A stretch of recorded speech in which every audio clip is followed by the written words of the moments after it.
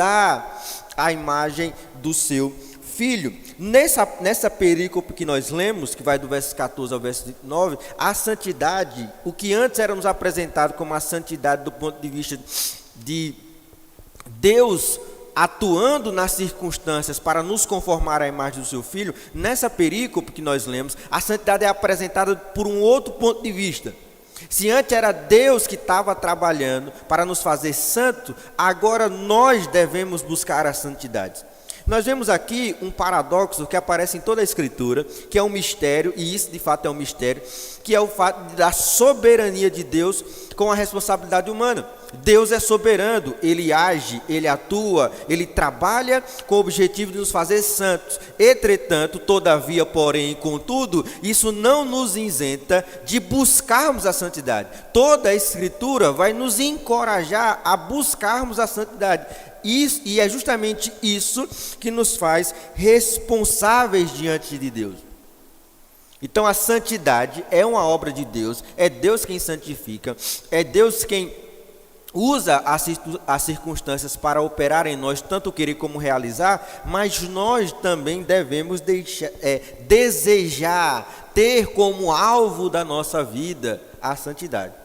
Eu sei que a gente tem um monte de alvo na nossa vida, né? Um monte de alvos em nossa vida.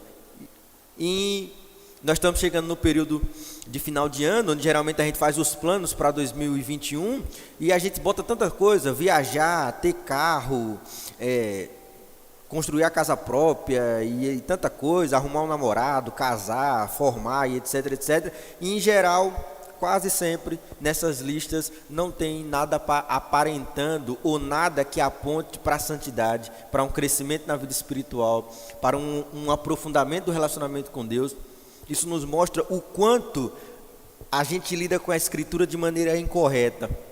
O quanto às vezes a gente acha que a gente acaba negligenciando alguns aspectos da vida espiritual, colocando outras coisas, priorizando outras coisas e esquecendo de perguntar o que é prioridade para Deus. O que é que Deus quer da sua vida? Uma coisa eu sei, Ele quer que você seja santo. Então essa passagem que nós lemos é uma exortação à santidade. E o que é ser santo? É ser transformado à imagem de Cristo Jesus. E o autor aqui nos versos de 14 a 17, ele nos dá algumas características ou do que representaria essa santidade. O que é santidade? Como é que a gente identifica alguém que está buscando a santidade? Como a gente pode olhar para alguém e dizer assim, essa pessoa é uma pessoa que está vivendo de acordo com os padrões do Evangelho? O autor vai nos dar algumas sugestões. Retomando aí os versículos 12 e 13, ele vai dizer duas coisas. Primeiro, no versículo 12, ele diz: por isso restabelecei as mãos decaídas e os joelhos trôpegos. Na busca pela santidade, nós não podemos nos deixar abater pelo desânimo. Buscar a santidade é estar disposto a ter uma batalha todos os dias contra a sua própria carne. Vale lembrar aqui, Gálatas capítulo 5, quando diz assim: porque a carne milita contra o espírito e o espírito contra a carne. Se o texto parasse aí, a gente saberia que a nossa vida é uma luta terrível contra a carne e que essa batalha a gente não poderia vencer, afinal a gente não teria como armas suficientes para vencê-la. Entretanto, o versículo seguinte vai dizer: andai, pois, no Espírito. Em algumas versões aparece: vivei no Espírito, e jamais satisfareis as concupiscências da carne. Ou seja, o segredo para militar, o segredo para batalhar contra a carne, não é com a própria carne, mas é no Espírito. É viver no Espírito, é viver guiado, orientado e cheio do Espírito Santo. Se você se atentar, essa semana eu li a carta aos Efésios, e um detalhe que me saltou na minha leitura é que aquela ordem de Paulo no capítulo 5, enchei-vos do Espírito, ele está num contexto de luta contra a carne, contra a mentira. E é por isso que ele diz: por isso, deixando a mentira, fale cada um a verdade. Ele vai dizer, entoando com salmos, cânticos e hinos espirituais. Ou seja, está dentro de um contexto de luta contra o pecado. E só se vence a luta contra o pecado, só se vence a luta contra a velha natureza vivendo no Espírito. E é por isso que santidade não é algo que nós produzimos, não é algo que nós fabricamos, mas é uma obra da graça de Deus. E por ser uma obra da graça de Deus, isso só é possível quando eu me submeto à sua vontade e aos seus parâmetros. Porque se assim não for, eu posso ter qualquer outra coisa menos santidade. No verso 13, o autor nos diz: e fazeis caminhos retos para os vossos pés, para que não se extravie o que é manco, antes seja curado. Uma segunda exortação que o autor nos oferece aqui é que na busca pela santidade, nós devemos evitar atalhos. E aqui me permitam um pequeno parênteses, porque seguir a Cristo não existe atalhos. Não existe atalhos. É Cristo. É os seus padrões, é os seus parâmetros, não é a sua opinião, não é a sua visão, não é o que você acha, não é o que você pensa, é o que Cristo exige, é o que a Escritura diz, é o que Ele aponta. Isso nos impulsiona ao discipulado. Numa das passagens de Jesus dos Evangelhos, diz que certa vez um homem disse: Jesus, eu quero ir contigo, mas deixa primeiro sepultar os meus pais. E Jesus disse: deixe que os mortos cuidem dos seus próprios mortos. Não é que Jesus ali está sendo insensível, não é que Jesus ali está sendo duro. Até poderia que ele está sendo duro, mas Jesus não está sendo insensível ao sofrimento daquele homem, mas é que para seguir a Cristo, para seguir a Jesus, é exigido um amor superior ao amor que a gente tem pelos nossos próprios pais, pelos nossos parentes, inclusive pela sua própria vida. E é por isso que o caminho do discipulado envolve, antes de mais nada, a negação do seu eu. Porque se você amar qualquer coisa ou qualquer pessoa mais do que a Cristo, você não é discípulo dele. E não sou eu que estou dizendo, é o próprio Senhor quem disse. E a gente precisa resgatar essa cultura do discipulado, da negação do eu, da crucificação de nós mesmos e da renúncia para seguir a Cristo. Eu falava aqui foi aqui? Não, minto, foi lá na primeira igreja, no domingo à noite, eu pregando. Eu falava que hoje está na moda ser crente. Todo mundo é crente hoje.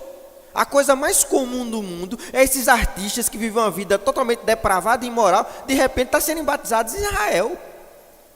E eu não sei que negócio tem as águas de Israel que é diferente das daqui. A coisa mais comum do mundo. E de repente você vê, olha, fulano é crente. Não, fulano está agora...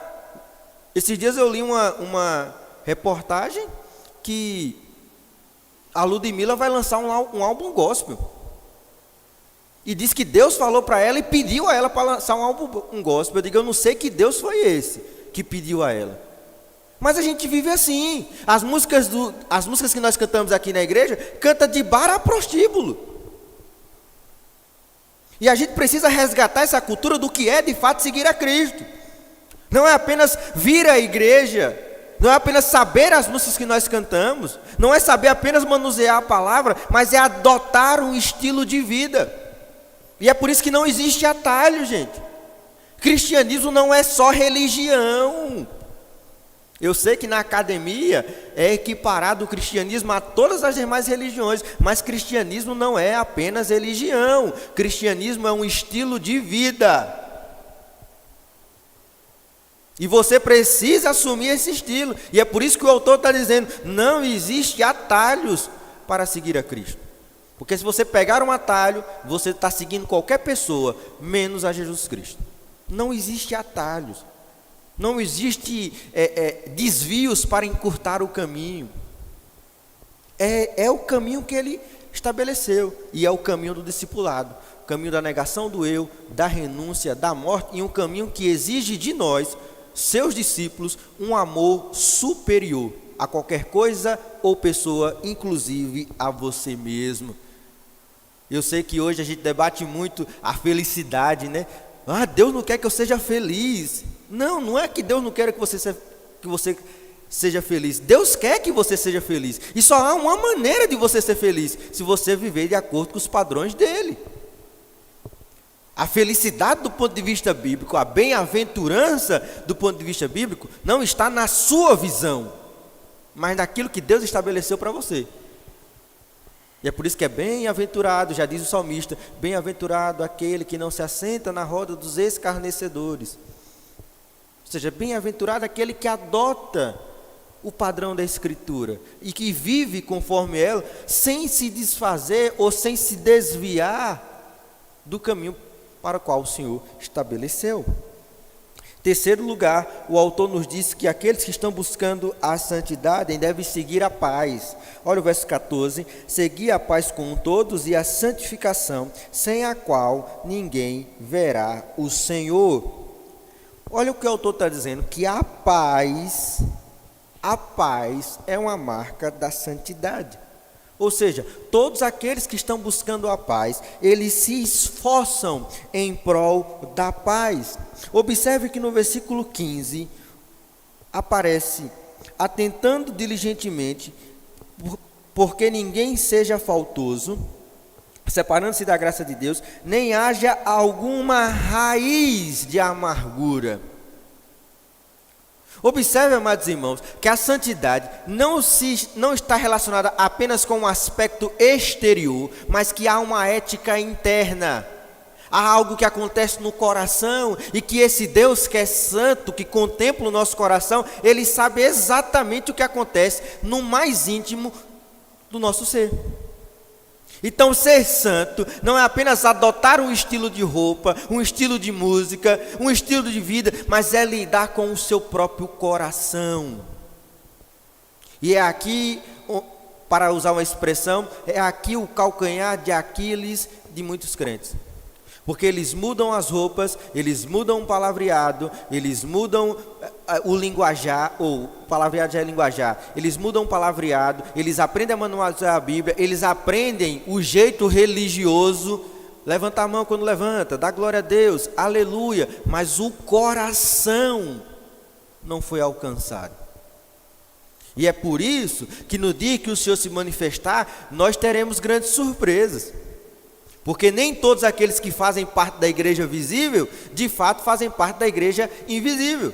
Nem todos aqueles que aqui estão, de fato serão salvos. A gente ora para que todo mundo seja crente, a gente ora e crê que todo mundo é salvo. Mas a ética interna, e essa ética interna que pastor não conhece, que presbítero não conhece, que diaconisa não conhece, essa ética interna que somente o Senhor que vê internamente conhece, Ele sabe os que são deles. Eles sabem quem exatamente é dele ou não é. E é por isso que um aspecto que nós aprendemos aqui é que Deus está em todo lugar, em toda parte, e que Ele vê todas as coisas. Ou seja, até quando você está sozinho, ou melhor, você nunca vai estar sozinho, porque Deus, os olhos do Senhor estão lá. Há essa ética interna, há esse aspecto que brota do coração, amado. E se o coração não estiver no Senhor, ele vai estar no pecado. E aí não adianta você assumir, aprender as músicas, aprender a manusear a Bíblia, aprender a levantar as mãos quando manda levantar as mãos, não adianta nada. Porque o seu coração não está em Cristo. Em quarto lugar, o autor nos diz que nós devemos evitar a contaminação. Olha aí no verso 15, finalzinho do verso 15. Muitos sejam contaminados, e por meio dela muitos sejam contaminados. Amados irmãos, viver na santidade é fugir de tudo aquilo que pode nos contaminar, de tudo aquilo que é pecado, de tudo aquilo que é contrário à palavra de Deus. A vida cristã, amados irmãos, se ela é formada, ou se ela é moldada no parâmetro de uma batalha, da luta contra a carne, isso significa dizer que em muitos casos fugir é ser forte. Fugir é ser forte. Evitar a contaminação. A própria Escritura vai nos encorajar em outra passagem, dizendo que a gente deve fugir da aparência do mal. Ou seja, nós devemos evitar qualquer ato, qualquer atitude, qualquer sentimento que vá de encontro à palavra de Deus, que choque com a palavra de Deus. A Escritura não nos manda enfrentar, e eu acho isso importante, porque a gente tem confundido esse aspecto. Porque a mesma Escritura que diz, resistir ao diabo e ele fugirá de vós, é a mesma Escritura que diz, por exemplo, fugir da idolatria, foge da aparência do mal. E por que a Escritura nos dá essa... Por que ao diabo eu tenho que resistir, mas ao pecado eu tenho que fugir? Por causa da sua natureza. Deus nos conhece. Deus sabe onde o calo do nosso sapato aperta. Então, se ao diabo eu resisto, do pecado eu fujo. Eu corro, eu evito na busca da santidade. Em último lugar, para fecharmos esse primeiro tópico, o autor nos fala sobre as escolhas, está aí no verso 15 a 18. Ou melhor, verso 16 a 18. Nem haja algum impuro ou profano, como foi Esaú, o qual, por um repasto, vendeu o seu direito de primogenitura.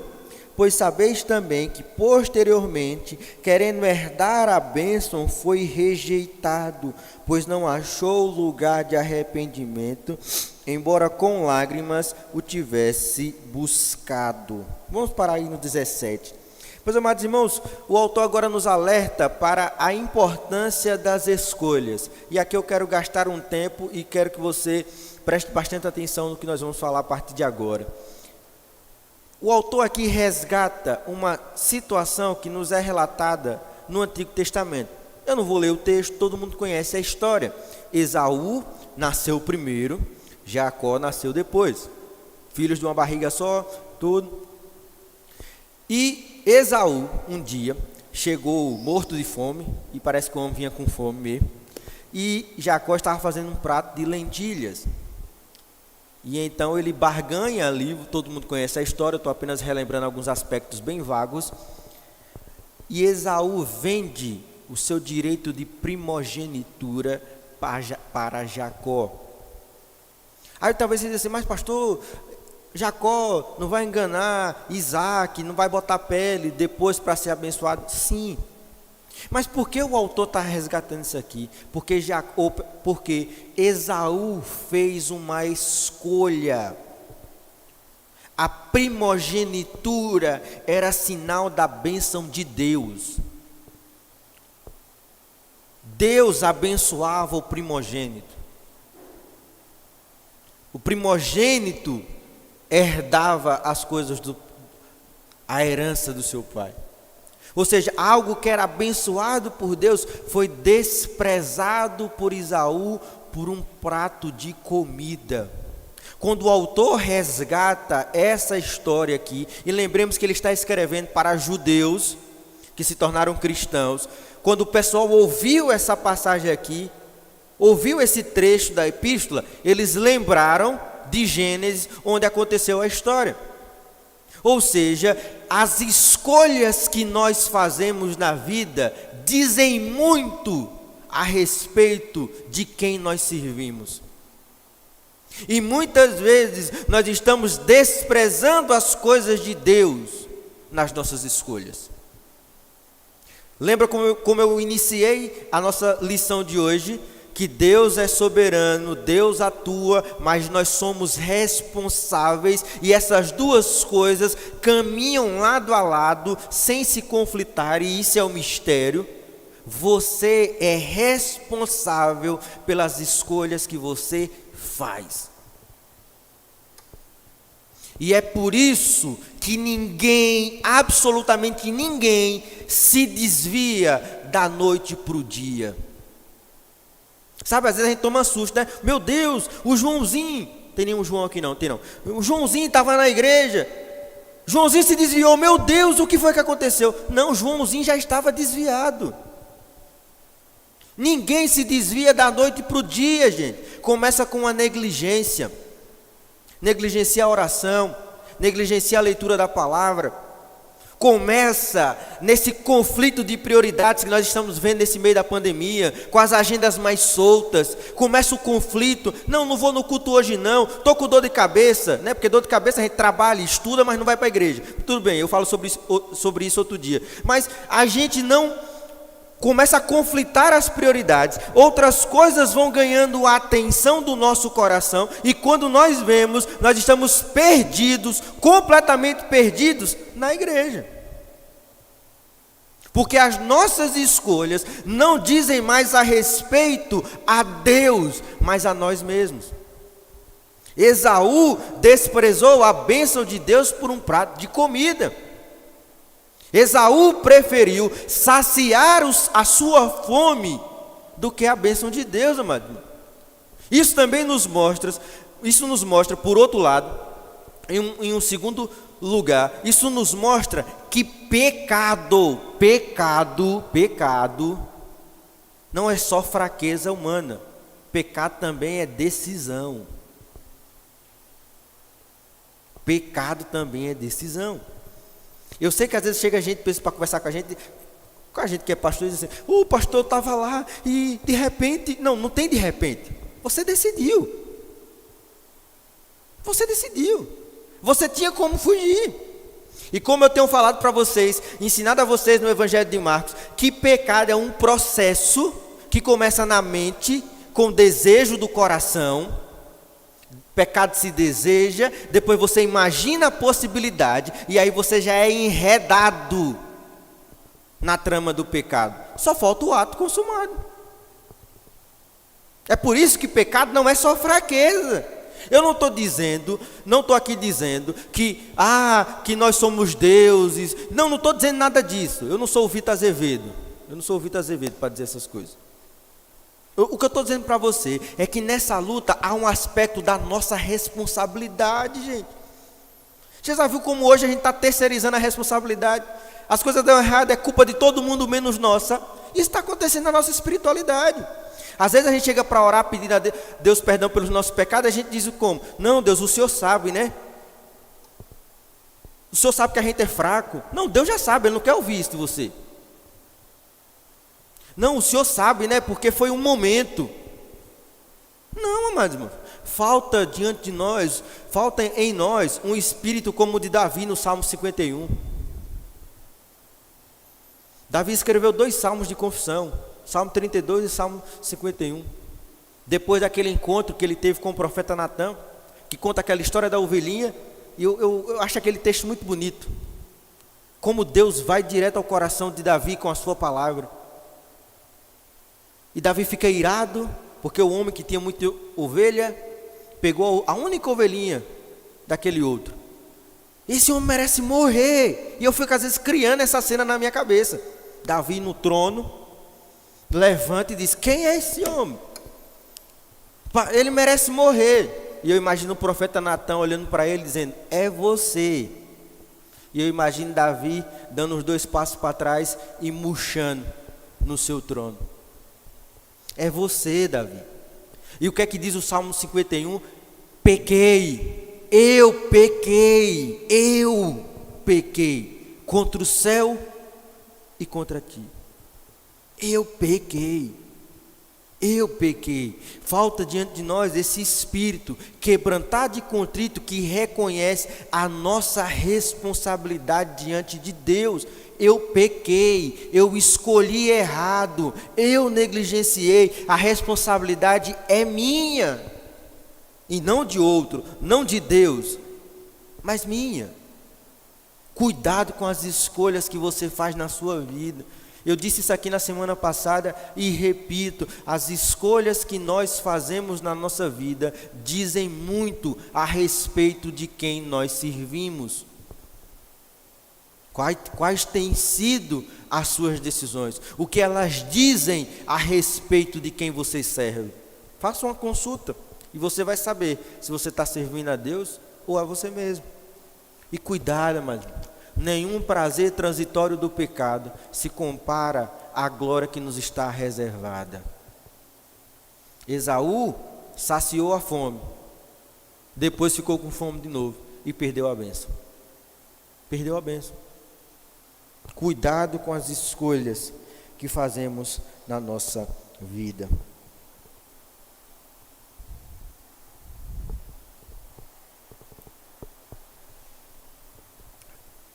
Nos versos 18 a 24, o autor vai recuperar um contraste que é presente em toda a epístola aos Hebreus. Hebreus foi escrito para mostrar a superioridade de Cristo. E quando nós falamos superioridade de Cristo, isso pode aparecer também dentro de um contraste que nós conhecemos como antiga e nova aliança. A antiga aliança, a aliança da lei mosaica, e a nova aliança, a aliança no sangue de Jesus. Na passagem em tela, o autor dos Hebreus, o autor dessa epístola, ele coloca isso dentro de Sião terreno e Sião celestial. Então aqui ele vai estar contrastando essas duas alianças. A antiga aliança do Sião terreno, que é a aliança da lei mosaica, e a nova aliança, que é da Sião celestial, no sangue de Jesus Cristo. Então nós vamos ver aqui alguns aspectos. Em primeiro lugar, ele nos mostra como essa antiga aliança foi dada. Ele recupera isso nos versos 18 a 20. Leia comigo. Diz: ora, não tendes chegado ao fogo palpável e ardente, e à escuridão, e às trevas, e à tempestade, e ao clangor da trombeta, e ao som de palavras tais, que quantos o ouviram, suplicaram que não se lhe falassem mais, pois já não suportavam o que lhes era ordenado. Até um animal, se tocar um monte, será apedrejado. Ele recupera justamente aquele momento em que o Senhor conduz o seu povo pelo deserto e eles chegam no Sinai. E quando eles estão no Sinai, Deus se manifesta, a glória do Senhor toma aquele monte, e diz o texto bíblico do livro de Êxodo que o Senhor mandou que eles ficassem à distância deles. E o texto diz que até se um animal tocasse no monte, naquele momento em que Deus estava manifestando a sua glória, o animal também iria morrer. Ou seja, a antiga aliança, ela é perceptível pelos olhos físicos. Viu-se a fumaça, viu-se a glória, viu-se o monte cheio da glória do Senhor. Essa aliança também ela é caracterizada pelo medo, porque diz o texto que o povo tinha medo de se aproximar, a ponto de o povo chegar para Moisés e dizer assim: Moisés, fala-nos tu, porque esse Deus que é poderoso, esse Deus que é cheio de glória, nós não somos dignos da presença dele. Ou seja, eles se aproximam de Deus com medo. E é por isso que a antiga aliança, ela é uma aliança que necessita de um mediador. Você, para chegar-se até Deus na antiga aliança, você precisava do sacerdote, você precisava do sangue do cordeiro. Na nova aliança, o mediador não é mais um homem comum, mas o mediador é Cristo. É o sangue dele, e nós temos livre acesso a Deus. Você não precisa mais de um sacerdote. E é por isso que 1 de Pedro vai dizer que nós somos sacerdócio real. Ou seja, nós podemos entrar na presença de Deus, nós podemos acessar a Deus, ter acesso a Deus a qualquer hora, a qualquer momento, a qualquer instante, sem mediação, sem sacrifício de bodes, porque o sacrifício perfeito foi feito na cruz.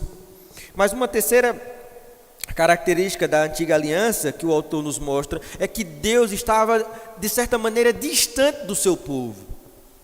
Deus sempre se utilizava de alguém, de Moisés, para falar ao seu povo, para exortar o seu povo, para trazer o seu povo de volta para ele. Ou seja, Deus sempre se relacionava através de alguém. Ou seja, Deus não tinha esse relacionamento direto com o povo, caracterizado por esse Deus distante, esse Deus longe. Todavia, o autor passa a nos falar, a partir do verso 22, sobre a nova aliança, em contraste com a antiga aliança que nós acabamos de falar agora. Na nova aliança, diz o verso 22, mas tende chegado ao monte Sião e à cidade do Deus vivo, a Jerusalém celestial e as incontáveis hostes de anjos e a universal assembleia. Observe que como aqui agora está diferente a linguagem do texto. Se outrora Deus estava distante, se outrora Deus se aproximar do Senhor causava medo por causa da sua glória, do seu poder, agora não, nós nos aproximamos dele, nós nos relacionamos com ele. Logo, a nova aliança, ela não tem uma marca visível, mas ela é perceptida, deixa eu refazer a frase, ela é percebida pelos sentidos espirituais. É isso que o apóstolo Paulo quer dizer quando ele discute em Romanos, quando ele discute em Colossenses a respeito da circuncisão, quando ele diz que a circuncisão é a circuncisão do coração.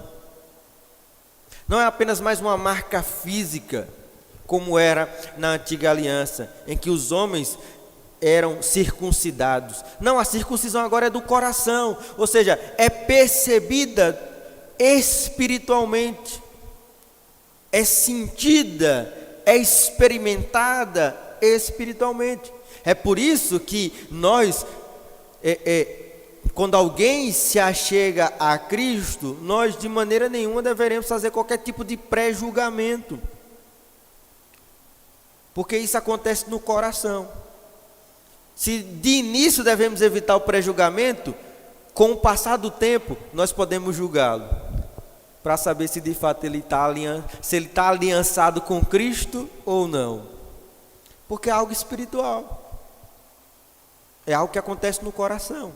Todavia, por acontecer no coração, é exatamente do coração que brota a nova vida, a vida abundante de Jesus operando em nosso coração e que transforma a nossa vida, mudando os nossos hábitos, mudando a nossa maneira de tratar uns com os outros e nos fazendo fugir do pecado e abraçar a santidade.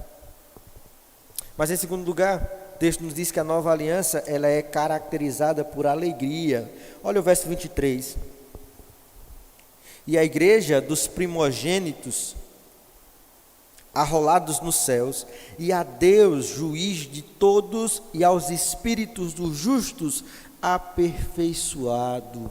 Observe que o que antes era terror da manifestação da glória de Deus, o povo reunido, não podendo se aproximar do Senhor, agora o verso 23 traz a ideia de uma assembleia, de uma reunião na presença de Deus, em que o povo se encontra alegre, feliz, celebrando o nome de Deus. A nova aliança é marcada pela alegria, e a alegria que brota da salvação, amados. A alegria que brota da salvação. Se você é salvo em Cristo Jesus, você tem diversos motivos para se alegrar. Essa é a verdade. A alegria, e é por isso que o livro de Neemias, capítulo 8, vai dizer que a alegria do Senhor é a nossa força. Alegrei-me quando me disseram, vamos à casa do Senhor, nos diz o salmista no Salmo 122. Alegrai-vos sempre no Senhor, outra vez vos digo, alegrai-vos, diz o apóstolo Paulo em Filipenses capítulo 4, o verso 4. A vida cristã é uma vida alegre, irmãos. É uma vida alegre, deve ser uma vida alegre. Inclusive, a alegria é um fruto do Espírito. É uma das características, melhor dizendo, é uma das características do fruto do Espírito. E o fruto do Espírito é amor, paz, alegria. Alegria. Terceiro lugar, a respeito da nova aliança, ele nos diz que ela é protagonizada por um Deus que é acessível. Olha o verso 24. E a Jesus, o mediador da nova aliança, e ao sangue da aspersão, que fala coisas superiores ao que fala o próprio Abel. E, amados irmãos, aqui é importante lembrar duas coisas. Em primeiro lugar, lembra no Sinai, o povo longe de Deus, a glória de Deus se manifestando, até um animal se tocasse no monte, seria morto, iria morrer. Na nova aliança, Deus vem à terra. Jesus Cristo se encarnou. Como nos diz o prólogo do Evangelho de João, e o Verbo se fez carne. Agora que nós vamos iniciar as celebrações de Natal, uma das coisas que nós comemoramos no Natal, e o povo fica, todo ano tem esse negócio, né? Todo ano tem essas polêmicas. Não, porque o Natal é uma festa pagã, e PPP e tal, e não sei o quê, enfim. O que é que nós celebramos no Natal? Nós celebramos a encarnação do Verbo. Quando o anjo visitou Maria, dizendo: olha Maria, você vai ter um filho, o nome dele será Emanuel, Deus conosco. O que é que Deus está dizendo ao seu povo? E o Messias prometido vai se encarnar. E o que eu acho interessante, amados irmãos, é que Deus, ou seja, Jesus Cristo sendo Deus, esperou 9 meses para nascer. Ou seja, ele se submeteu àquilo que o apóstolo Paulo nos diz, que ele sendo Deus, não usou de usurpação ser igual a Deus, antes a si mesmo se humilhou. E às vezes a gente fica pensando que a humilhação de Cristo foi na cruz, que a humilhação de Cristo foi na hora que ele estava apanhando dos soldados romanos, lá como foi pintado pelo filme do Mel Gibson.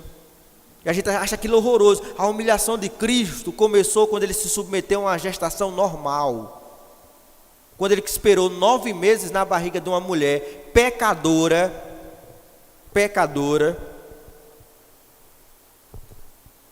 9 meses para nascer. Ali começou a humilhação. Ou seja, toda a vida de Cristo aqui na terra foi uma vida de humilhação. Foi de humilhação, mano. A cruz foi apenas o auge, a cena final.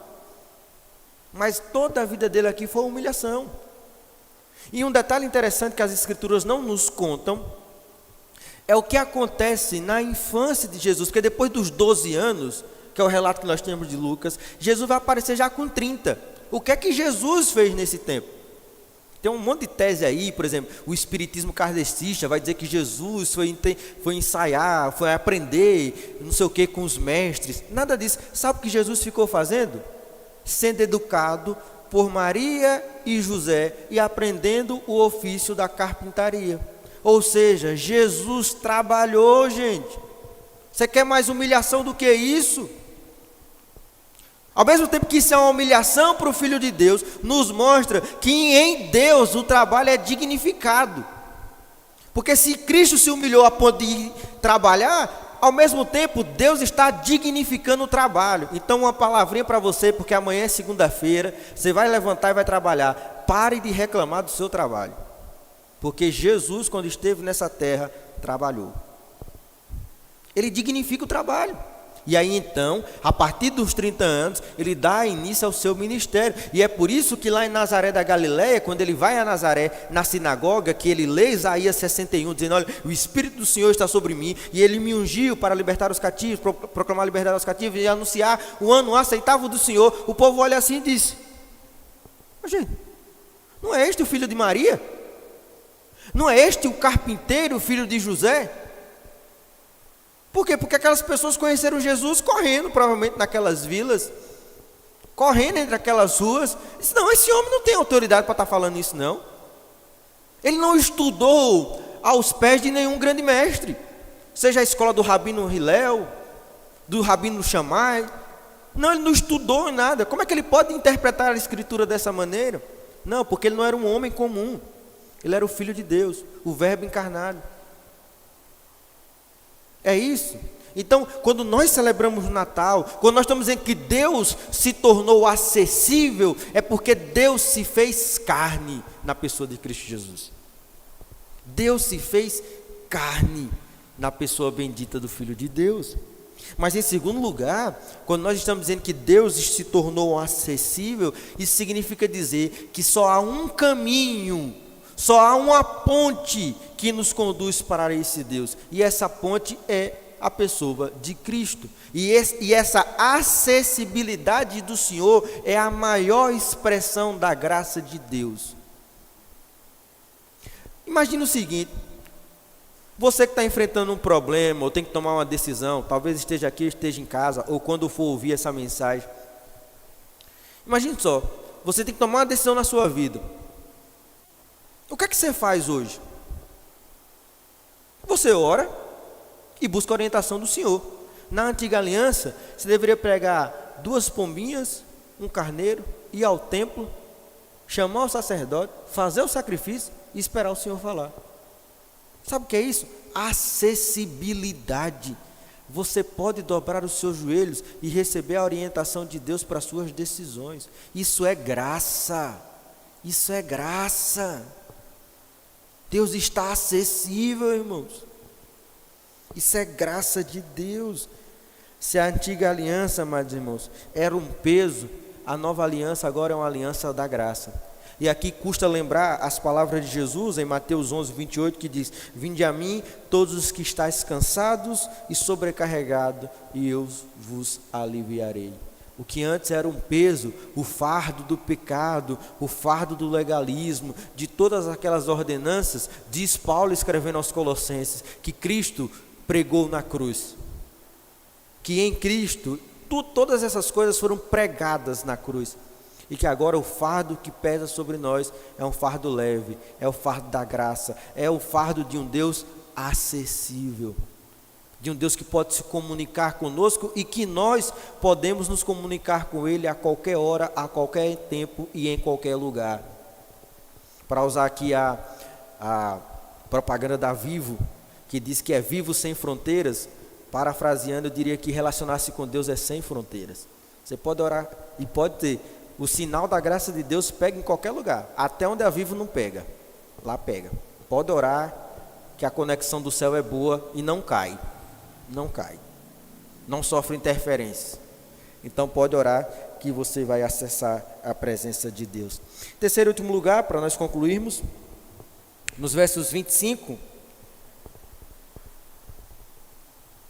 a 29, o autor faz um alerta importante, que ele vai falar sobre a atenção que devemos ter em relação a essa nova condição que nos é oportunizada em Cristo. Antes, esse Deus temeroso, temível, cheio de glória, assustava. Agora esse Deus acessível, esse Deus da graça, com a qual nós podemos nos relacionar com Ele, todavia Ele ainda é o mesmo. Deus não mudou.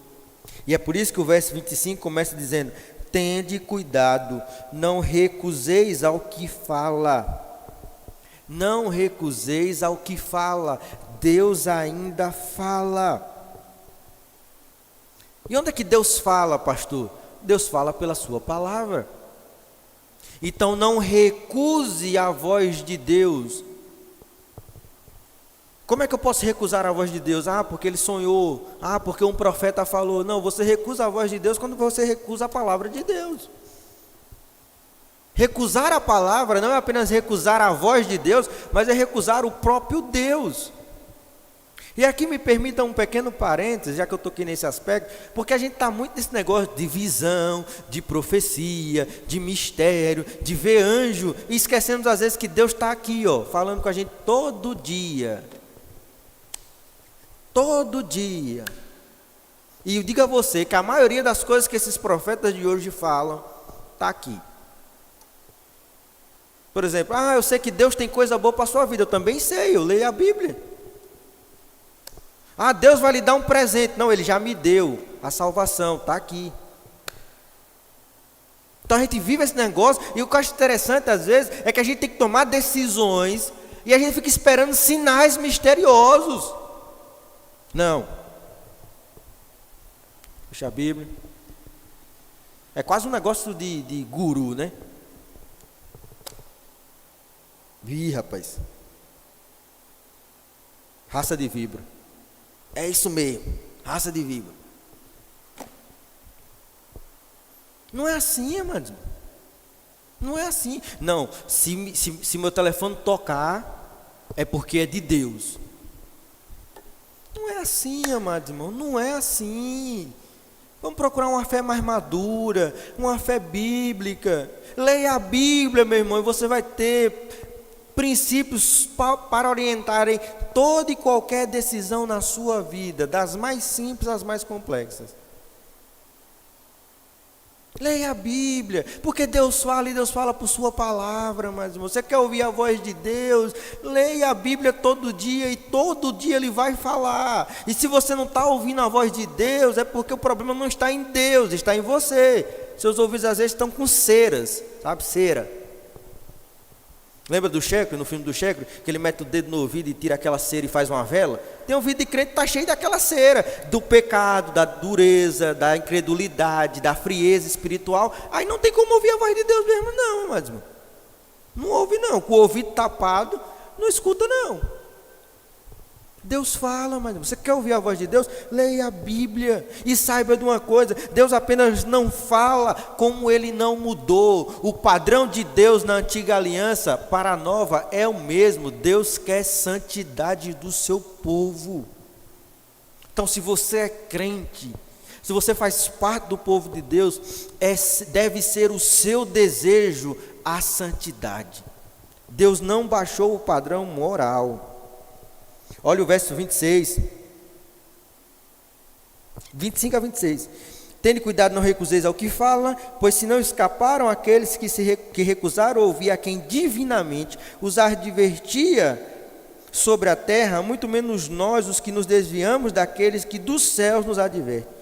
Aquele cuja voz abalou então a terra, agora porém ele promete dizendo: ainda uma vez por todas farei abalar não só a terra, mas também o céu.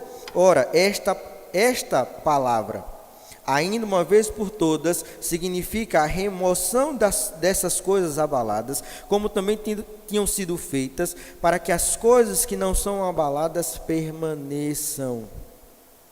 Meus amados irmãos, Deus requer santidade do seu povo. Isso nos mostra duas coisas. Primeiro, que Deus é imutável em seu caráter.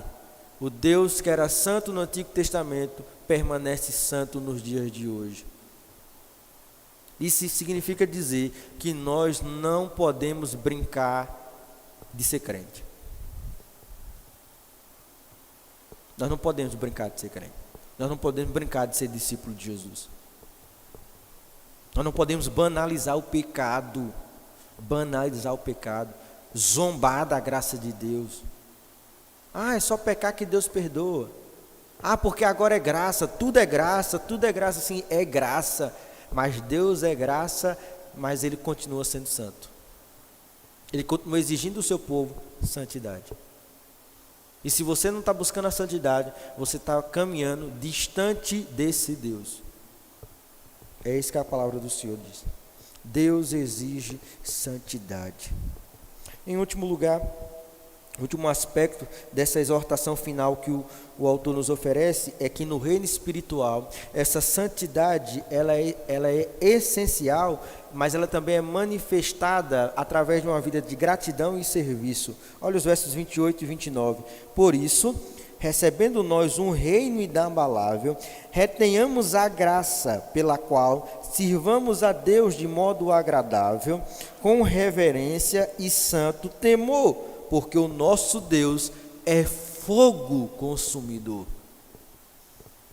E aqui, fogo consumidor, refere-se justamente a uma passagem do livro de Deuteronômio. Deus é fogo consumidor. Como é que se manifesta uma vida de santidade? Primeiro, agradável, vivendo uma vida de modo agradável. E como é que se agrada a Deus? Observando os seus preceitos, descritos na sua palavra, de modo reverente e com temor. Meus amados irmãos, o culto, ele é um momento de alegria, de celebração, de júbilo, de liberdade no espírito.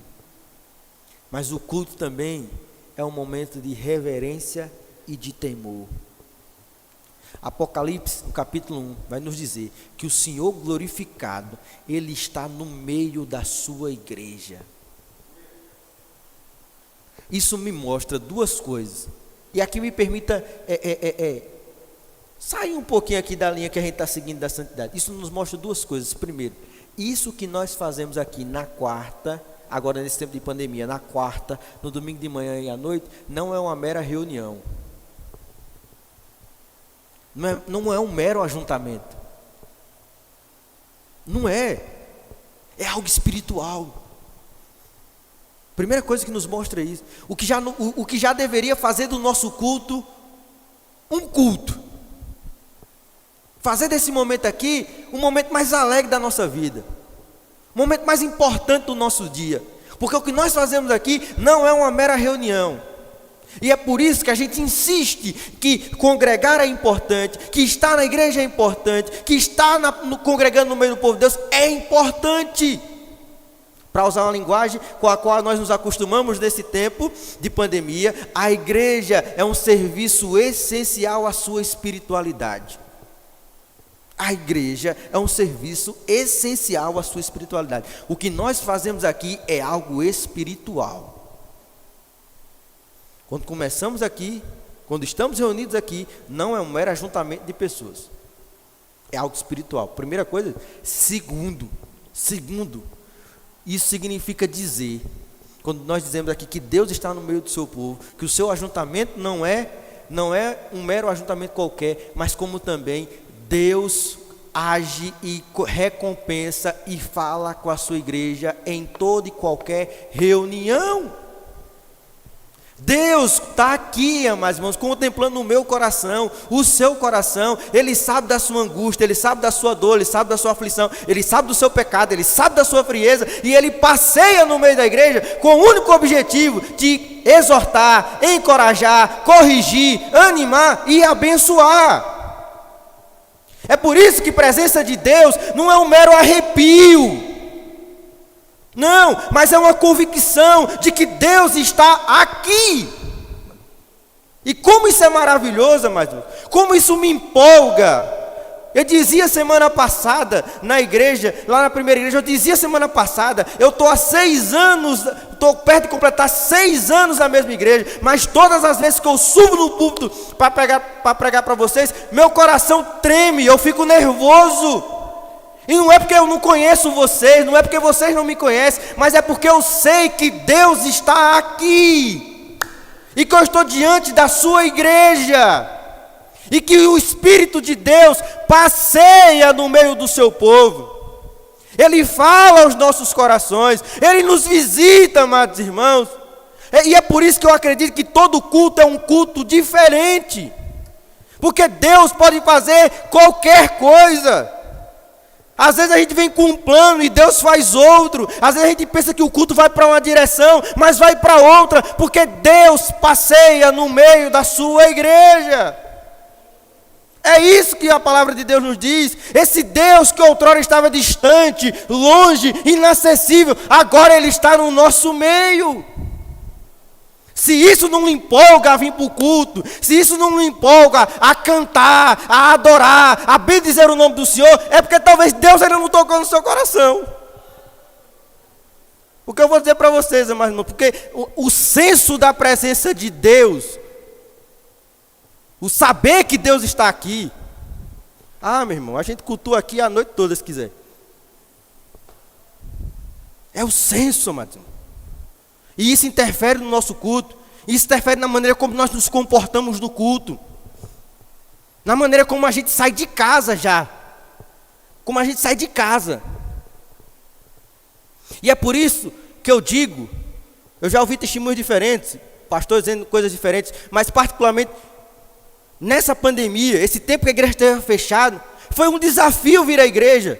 Chegar aqui, amados irmãos, e ter que olhar para uma câmera de um celular e não ver o povo de Deus. Como foi desafiador para mim. A ponto de muitas vezes a Thaíla ter que chegar e ter que orar por mim, ter que dar uma palavra de encorajamento. Bora, meu filho, levanta aí que você vai pregar. Como foi desafiador, como foi solitário. Porque, amados irmãos, há algo espiritual quando nós nos reunimos.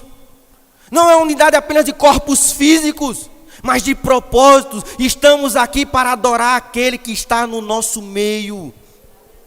Estamos aqui porque queremos bendizer esse Deus, e Ele pode a qualquer momento nos visitar de uma maneira poderosa. E é por isso que nós oramos por avivamento, e devemos orar por avivamento, porque a qualquer instante, amados irmãos, Deus pode rasgar os céus e derramar do seu Espírito sobre nós, e os frios serão aquecidos, os mortos serão vivificados, e aqueles que não são convertidos se chegarão aos pés do Senhor Jesus.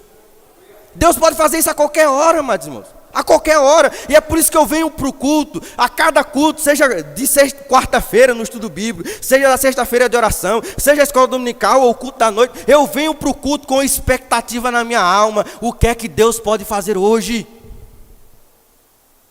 Deus pode fazer alguma coisa hoje, amados irmãos.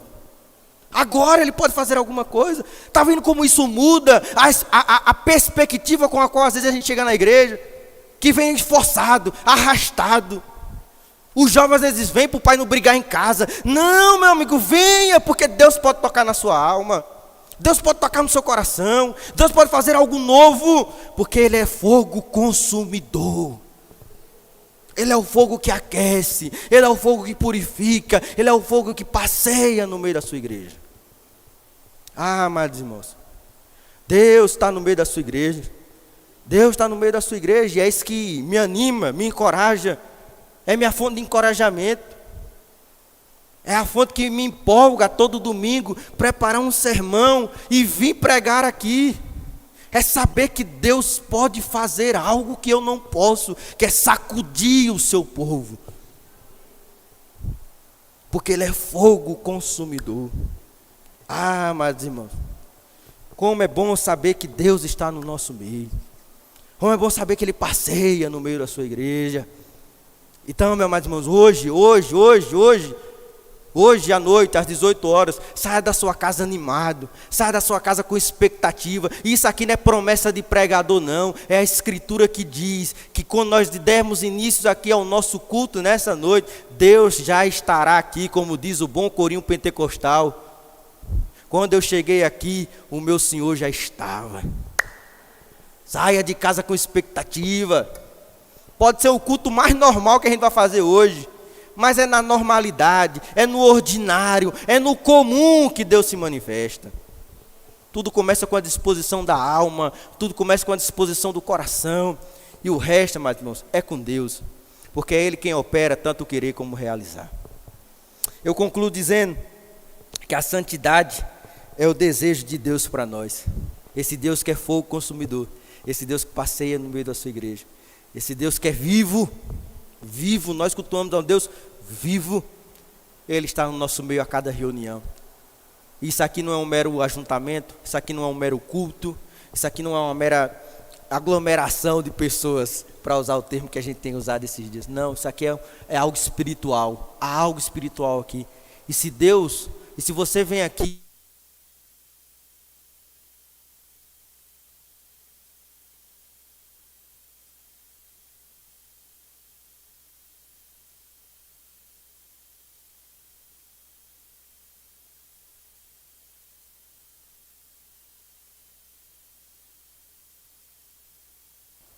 então, se Deus não fala, se você não tem escutado a voz de Deus, não é porque Deus não falou, é porque os seus ouvidos estão tapados. Vamos orar por isso, amados. Vamos gastar um tempo orando por isso, orando por santidade, orando por avivamento, orando por esse despertamento do Senhor.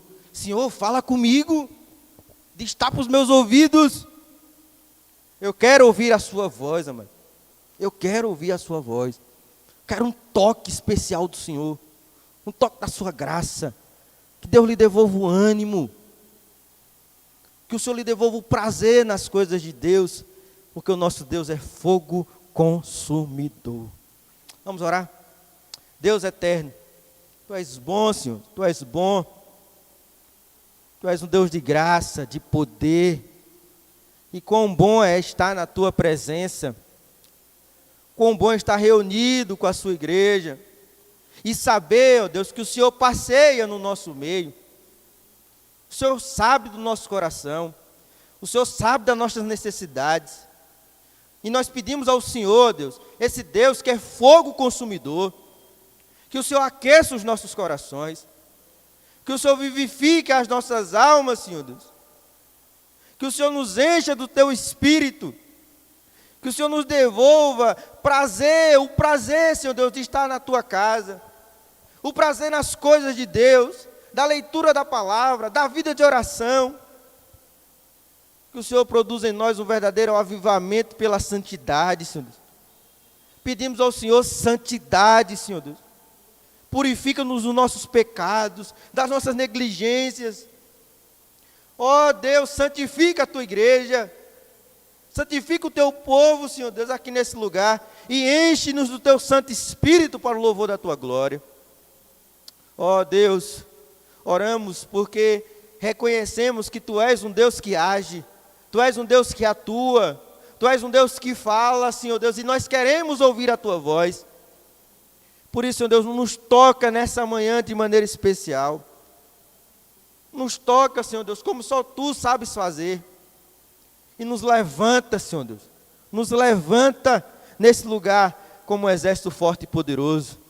Para o louvor da Tua glória nós oramos, e com grande expectativa, Senhor Deus, cremos que o Senhor há de nos ouvir, e já agradecemos pela resposta do Senhor. É no nome de Jesus que nós te oramos. Amém e amém.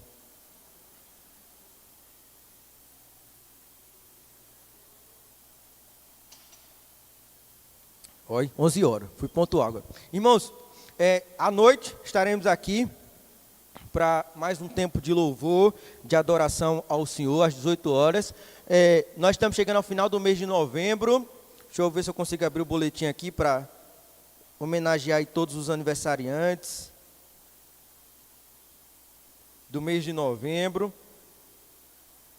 Deixa eu ver aqui, novembro.